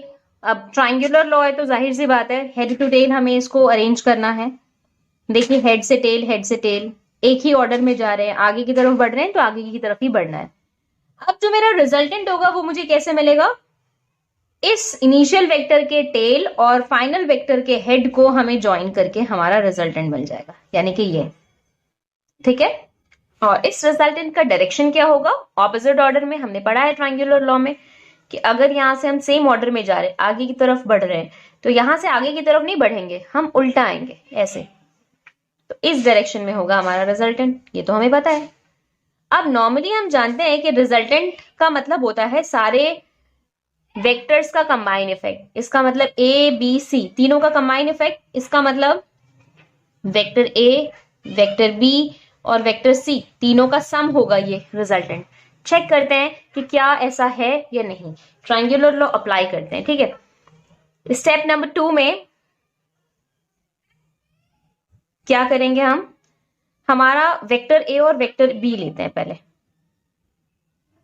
Vector A और वेक्टर बी, दो वेक्टर्स को हमने लिया और ट्राइंगुलर लॉ से ऐड किया, तो ये मेरा रिजल्टेंट होगा और इसका डायरेक्शन ऐसा कुछ होगा। और ये रिजल्टेंट मान लीजिए आर डैश है। ये क्या होगा? वेक्टर ए और वेक्टर बी का सम, ए प्लस बी। ठीक है, ये मिल गया। अब इसको हमें किसके साथ जोड़ना है? सी के साथ जोड़ना है। तो मैं क्या करूंगी? स्टेप नंबर 3 लूंगी, इस रिजल्टेंट को सी के साथ जोड़ूंगी। मेरी बात समझ में आई आपको? मतलब मैंने पहले इन दोनों को जोड़ा, फिर जो मुझे आंसर मिला, जो भी वेक्टर मिला, चाहे वो जिस भी डायरेक्शन में हो, वो वेक्टर को सी के साथ जोड़ेंगे, फिर सी के साथ जोड़कर देखेंगे कि यही रिजल्टेंट मिलता है कि नहीं मिलता है।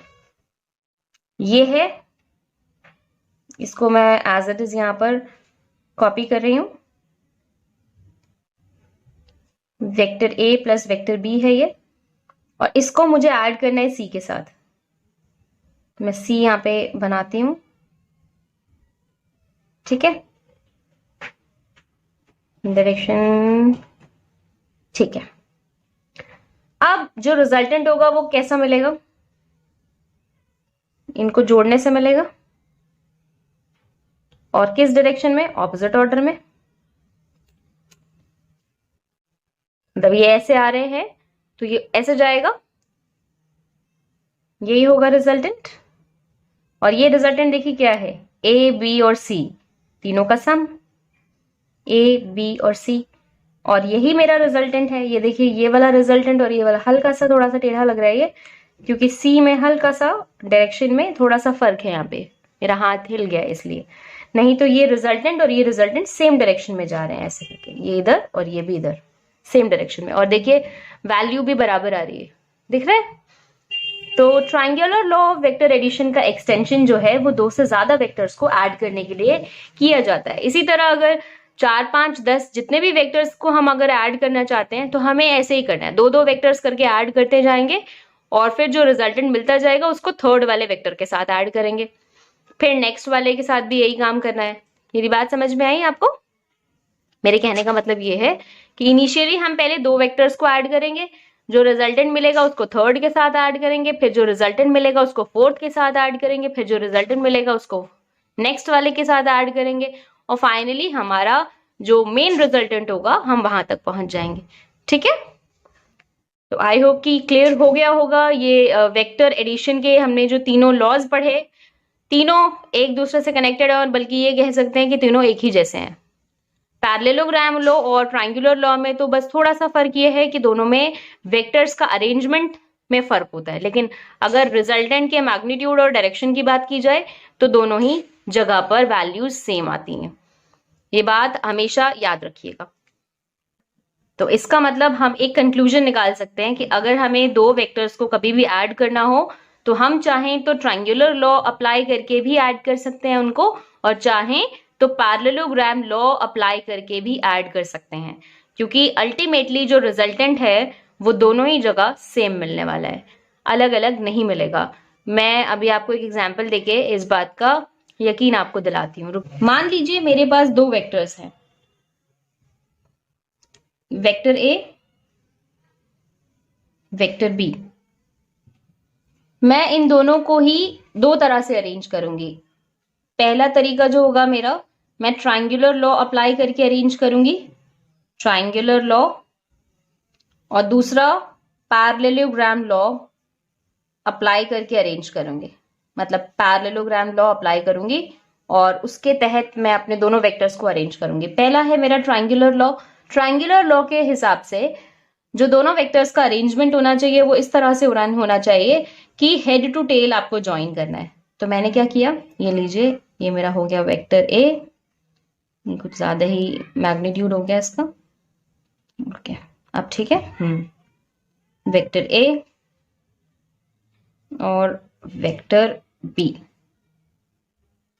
यहां पर भी हम ड्रॉ करते हैं। यहां पर लेकिन इस तरह से ड्रॉ करेंगे कि टेल टू टेल जोड़ना है, मतलब इसकी टेल को इसकी टेल के साथ।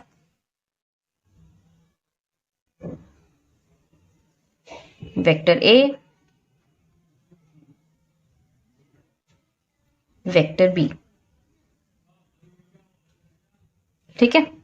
अब रिजल्टेंट क्या होगा, इसमें तो डायरेक्टली हमें पता है कि रिजल्टेंट का मतलब जो थर्ड साइड होगी वही मेरा रिजल्टेंट मुझे मिलेगा, वही मतलब रिजल्टेंट मुझे देगा, और डायरेक्शन ये होगा। इसमें कैसे होता है, इसमें हमें पता है कि हम क्या करते हैं कि एक पैरेललोग्राम अज्यूम करते हैं कि एक पैरेललोग्राम बन रहा है, और जो इसका रिजल्टेंट होता है वो इसके डायगोनल से हमें मिलता है।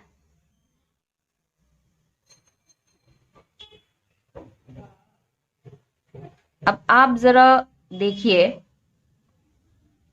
ये रिजल्टेंट और ये रिजल्टेंट दोनों सेम डायरेक्शन में है। बिल्कुल। मैग्नीट्यूड भी बराबर दिख रहे हैं। बिल्कुल। तो ये बात साबित हो गई कि ट्रायंगुलर लॉ से चाहे हम अरेंज करें हमारे वेक्टर्स को या फिर पैरेललोग्राम लॉ से अरेंज करें, दोनों ही लॉ से हमारा रिजल्टेंट का मैग्नीट्यूड और उसका डायरेक्शन सेम रहता है, बदलता नहीं है। ठीक है। Properties of vector addition. Vector addition की कुछ प्रॉपर्टीज हैं।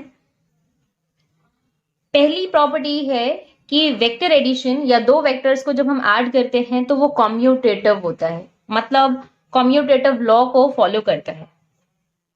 कॉम्यूटेटिव लॉ, जो कि मैथ्स में भी पढ़ा है हमने।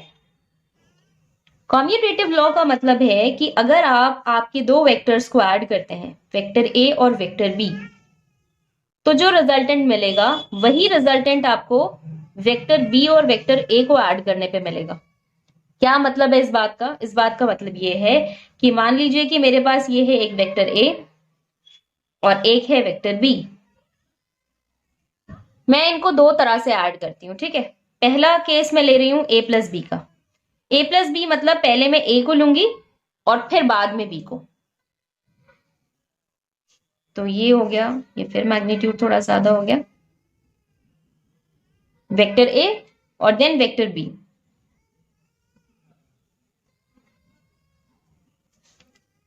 दूसरा केस क्या है कि पहले बी को लिया जाए और फिर ए को, मतलब पहले मैं बी को ऐसे करके यहां पे ड्रॉ करूंगी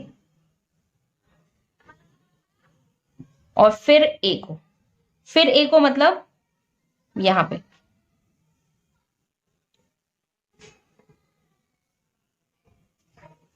ठीक है, कोई मुश्किल तो नहीं है। देखिए यहां इस केस में जो रिजल्टेंट मुझे मिलेगा वो रिजल्टेंट ये होगा। डायरेक्शन क्या होगा? ये होगा। इस केस में जो रिजल्टेंट मिलेगा ये होगा, और ऑर्डर ये है तो रिजल्टेंट का डायरेक्शन यही होगा। अब देखिए आपको साफ साफ दिख रहा होगा। देखिए रिजल्टेंट का मैग्नीट्यूड बिल्कुल सेम है और डायरेक्शन भी सेम है। ये भी इधर जा रहा है, ये भी इधर ही जा रहा है। देख पा रहे हैं आप? तो मतलब चाहे मैं ए और बी को जोड़ूं या बी और ए को जोड़ूं, मतलब कि अगर मैं ए प्लस बी करूंगी तो भी मुझे रिजल्टेंट वही मिलेगा और बी प्लस ए करने पे भी रिजल्टेंट वही मिलेगा। वेक्टर एडिशन कॉम्यूटेटिव होता है। एसोसिएटिविटी, एसोसिएटिविटी मतलब वेक्टर एडिशन एसोसिएटिव होता है। यानी कि अगर मैं पहले वेक्टर ए फिर वेक्टर बी प्लस सी को ऐड करूं, या ये कह सकती हूं बी प्लस सी को ऐड करने के बाद मैं ए को ऐड करूं, तो जो मुझे रिजल्टेंट मिलेगा वही रिजल्टेंट मुझे तब भी मिलेगा जब मैं ए और बी को पहले ऐड करूं और बाद में उसके रिजल्टेंट को सी के साथ ऐड कर दूं। सेम वही प्रोसेस होगा इसका भी। आप चाहें तो चेक करके भी देख सकते हैं। ट्रायंगुलर लॉ का एक्सटेंशन यहां पर यूज करना होगा आपको, पॉलीगन लॉ ऑफ एडिशन। ठीक है, आई होप कि क्लियर हो गया होगा। अब एक बात और है जो बहुत जरूरी है और जिसका बताना मुझे आपको बहुत जरूरी है। वो क्या है? वो ये है कि अगर आपको किसी ने कहा कि vector A minus vector B का रिजल्टेंट क्या होगा, तो अब आपके दिमाग में आएगा अभी तक ए प्लस बी तो सुन लिया, ए माइनस बी तो हमने सीखा ही नहीं है, तो हमें कैसे पता होगा? तो हमेशा याद रखिएगा वेक्टर्स में सबट्रैक्शन का कोई कॉन्सेप्ट नहीं है। सबट्रैक्शन नहीं होता, एडिशन होता है या मल्टीप्लिकेशन होता है। सबट्रैक्शन और डिवीजन तो होता ही नहीं है। ठीक है, फिर माइनस लगा हुआ क्यों है जब कॉन्सेप्ट नहीं है? तो इसका मतलब ये है कि वेक्टर ए और ऐड करना है हमें negative of a vector B. हमने पढ़ा था ना टाइप्स में कि negative vector, negative of a vector, तो बी का नेगेटिव हमें लेना है और ए को जोड़ना है। अगर हम ऐसा कर दें तो हमें ये मिल जाएगा। ठीक है, इसको समझ लेते हैं कि क्या मतलब है इसका। मान लीजिए कि ये मेरे पास एक वेक्टर ए है और एक है वेक्टर बी। ठीक है, अब मैं अपने वेक्टर को प्लेस कर रही हूं यहां पर। वेक्टर ए और vector B tail to tail मैंने ज्वाइन किया है, आप चाहें तो हेड टू टेल भी ज्वाइन करके कर सकते हैं, सेम होगा, कोई फर्क नहीं होगा। ठीक है, इसको बस मैंने यहाँ पे कॉपी पेस्ट किया है, लेकिन मुझे इन दोनों को नहीं जोड़ना है भाई, मुझे ए और बी का रिजल्टेंट नहीं चाहिए, ए और माइनस बी का रिजल्टेंट चाहिए। तो मैं क्या करूंगी, बी का ही एक नेगेटिव वेक्टर बनाऊंगी। नेगेटिव वेक्टर हमने पढ़ा था कि एक ऐसा वेक्टर जो अपने वेक्टर के ऑपोजिट डायरेक्शन में होता है, सेम मैग्नीट्यूड होता है उसका। याद करिए, हमने अभी पढ़ा था कुछ देर पहले, नेगेटिव वेक्टर का मतलब या नेगेटिव ऑफ अ वेक्टर का मतलब कि अपने ही वेक्टर का same magnitude but opposite direction, same उसी का ऑपोजिट, जिस डायरेक्शन में है उसके जस्ट ऑपोजिट। तो ये माइनस बी हो जाएगा, नेगेटिव ऑफ बी। इन दोनों को जोड़ना है, मतलब इसको और इसको, तो इन दोनों का जो रिजल्टेंट होगा वो क्या होगा। अब ये देखिए टेल टू टेल जुड़ा हुआ है, इसका मतलब क्या है कि मैं एक पैरेललोग्राम मान लूं कि एक पैरेललोग्राम बन रहा है,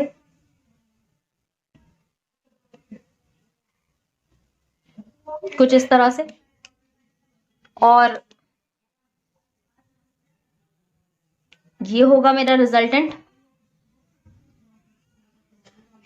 ये बात समझ में आ रही है आपको, ये ए बीच में आ रहा है, क्योंकि मैं इसको हटा देती हूँ, यहाँ पे लिख देती हूँ। ठीक है, ये जो रेड कलर है ये रिजल्टेंट वेक्टर को रिप्रेजेंट कर रहा है, और ये किसका रिजल्टेंट है, ए और माइनस बी का। आई होप कि ये बात क्लियर हो गई है अच्छे से। अब ये वैल्यू मुझे कैलकुलेट करनी है कि क्या होगा ये रिजल्टेंट। हमें पता है कि रिजल्टेंट का मैग्नीट्यूड क्या होता है और रिजल्टेंट का डायरेक्शन क्या होता है।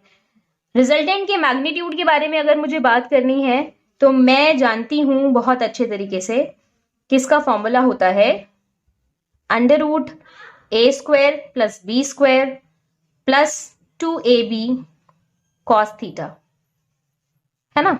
आप बोलेंगे यही होगा, नो। यहां पे थीटा क्या है, ए और बी का angle. Theta is the angle between vector A and vector B, but यहां पे हम ए और बी के बारे में नहीं बात कर रहे हैं, ए और माइनस बी के बारे में बात कर रहे हैं। यानी कि अगर ए और बी के बीच का एंगल थीटा है तो ए और माइनस बी के बीच का एंगल क्या होगा, क्योंकि हमें तो ए और माइनस बी के बारे में बात करनी है। ए और बी का एंगल अगर हमें दिया हुआ है कि वो थीटा एंगल है, तो ए और माइनस बी का हमें एंगल चाहिए, क्योंकि हमें तो ए और माइनस बी का रिजल्टेंट निकालना है, ए और बी का रिजल्टेंट नहीं निकालना है। तो ए और माइनस बी के बीच का एंगल क्या होगा, ये देखिए स्ट्रेट लाइन बन रही है, ये थीटा है तो ये वाला एंगल 180 माइनस थीटा होगा। आई होप कि ये बात क्लियर है।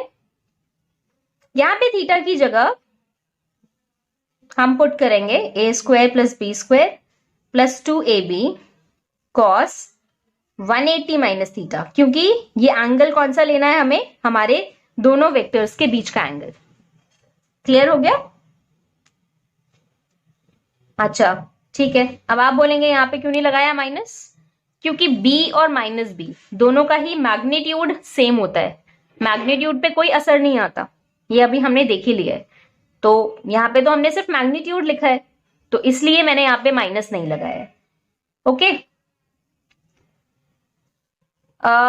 ये देखिए ए स्क्वायर प्लस बी स्क्वायर तो एज इट इज है, 2ab भी एज इट इज है। आपको पता होना चाहिए कि cos 180 माइनस थीटा क्या होता है। cos 180 माइनस थीटा हमेशा याद रखिएगा माइनस cos थीटा होता है, माइनस cos थीटा। हालांकि मैंने पढ़ाया हुआ भी है, cos 180 minus theta is equal to minus cos theta. ठीक है, यहाँ पे वैल्यू पुट कर दी हमने, तो ये हो गया A square plus B square minus 2ab cos theta, plus minus minus हो गया, तो रिजल्टेंट का मैग्नीट्यूड क्या हो गया, under root A square plus B square minus 2ab cos theta.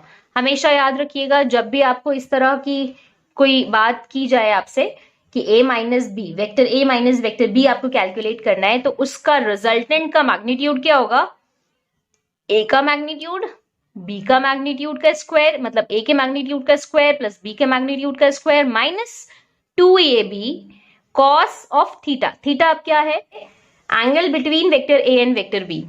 अगर मुझे क्वेश्चन में ए और माइनस बी के बीच का एंगल दिया होता तो बस मैं यहीं पर ही काम खत्म कर देती, यही मेरा आंसर हो जाता। मतलब यहीं पे मैं अपने एंगल को पुट कर देती 180 माइनस थीटा की जगह, जो भी वैल्यू मुझे गिवन होती, और यहीं पे कैलकुलेशन करके काम खत्म। लेकिन अगर मान लीजिए कि मुझे ए और बी के बीच का एंगल गिवन है और मुझे रिजल्टेंट का मैग्नीट्यूड निकालने को कहा है, तो मैं इतना लंबा चौड़ा कुछ काम नहीं करूंगी, बस रिजल्टेंट का फॉर्मूला ये वाला अप्लाई करूंगी, A square plus B square minus 2ab cos theta का अंडर रूट।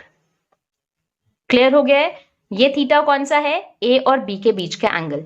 क्वेश्चन में अगर ए और बी का एंगल दिया हुआ है कि ए और बी के बीच में एंगल 30 डिग्री बन रहा है, तो बताइए ए माइनस बी कितना होगा। तो आप रिजल्टेंट वेक्टर का मैग्नीट्यूड निकालने के लिए ये फॉर्मूला अप्लाई करेंगे। अगर आपको ए और माइनस बी के बीच का एंगल गिवन होगा तो आप यहीं पे ही वैल्यू को डाल देंगे, पुट कर देंगे और कैलकुलेट कर लेंगे। ठीक है? अच्छा, अब मैं बात करूं इसके एंगल की कि रिजल्टेंट का डायरेक्शन या रिजल्टेंट का एंगल वेक्टर ए के साथ क्या बन रहा है, यानी कि ये वाला एंगल। यही होता है, जो भी रिजल्टेंट होता है हमारा, रिजल्टेंट का जो एंगल है हमारे इनिशियल वेक्टर के साथ क्या बन रहा है, वही मेरे रिजल्टेंट की डायरेक्शन को बताता है। ये हमने पढ़ लिया है ऑलरेडी। ठीक है, यानी कि ये वाला एंगल अल्फा। तो अल्फा निकालने के लिए हमारे पास फॉर्मूला क्या होता है? tan inverse B sine theta divided by A plus B cos theta. ठीक है भाई। अब अगेन यहाँ पे थीटा क्या है? Theta is the angle between vector A and vector B. ठीक है, लेकिन मुझे तो कौन से किसका रिजल्टेंट चाहिए? ए और माइनस बी का। मतलब थीटा को मुझे फिर से चेंज करना पड़ेगा, 180 माइनस थीटा पुट करना पड़ेगा। देखते हैं पुट करके कि क्या होता है। बी साइन, क्यों कर रहे हैं समझ में आ गया है ना आपको?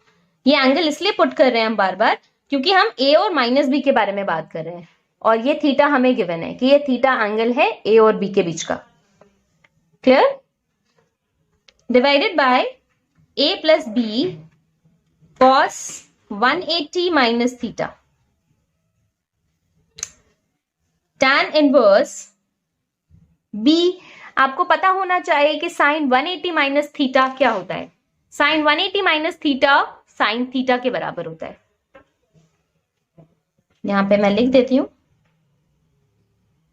ठीक है, क्योंकि sine 180 minus theta is equal to sine theta, तो कोई फर्क नहीं पड़ा, एज इट इज आ गया।